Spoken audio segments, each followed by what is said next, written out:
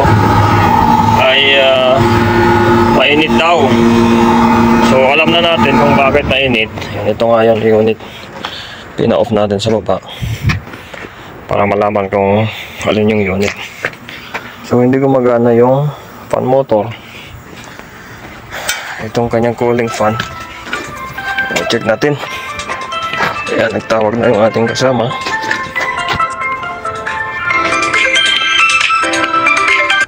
Yeah, hello.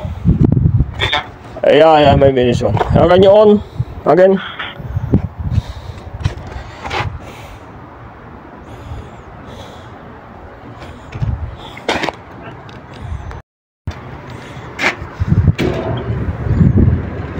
Ayo. So ito nga guys yung unit. Ayo, working.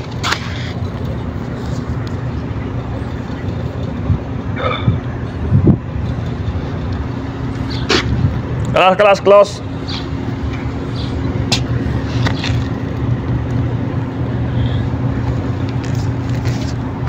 So ito nga guys yung unit.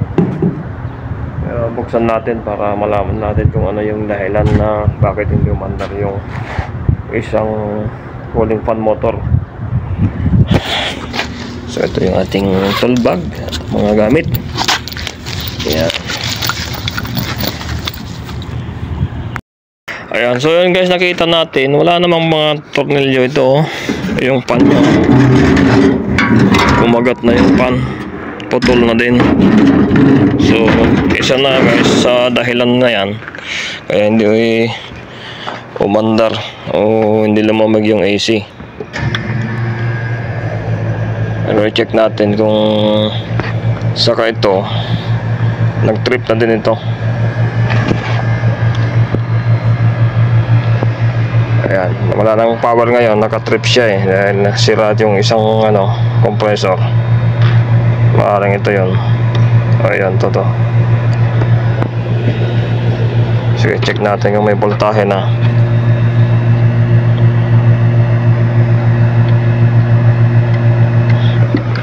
Ayan, meron na siya.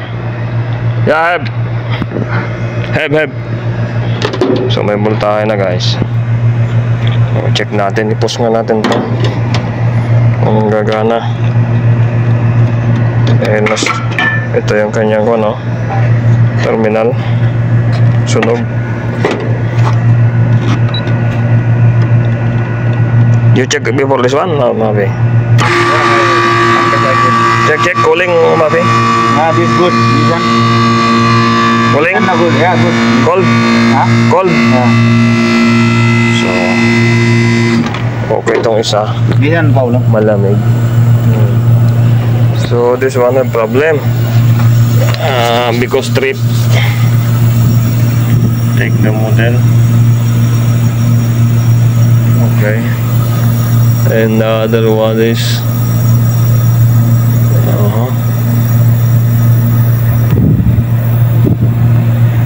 so guys, check natin yung fan motor na isa. Stuck up. Stuck up.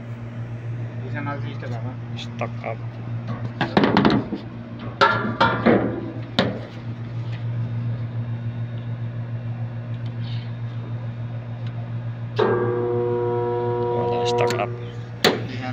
So pagka kuwanto guys, gumana ng matagal, nag-stuck up na. Tapos yung isa, sira na yon. So papalitan natin to ng dalawang fan motor at isang compressor dahil sira yung isa. This one burning.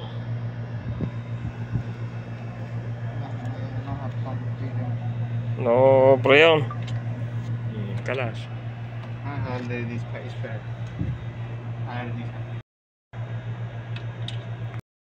So yun guys, i-trace natin ito. Gumagana kasi yung compressor para kahit i-on nila dun sa thermostat,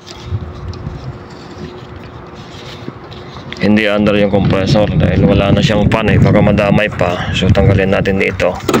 Yan. Kaya ako binidyuhan para pagbalik alam ko kung saan ko balik. Yan. So lagyan lang natin ng tape.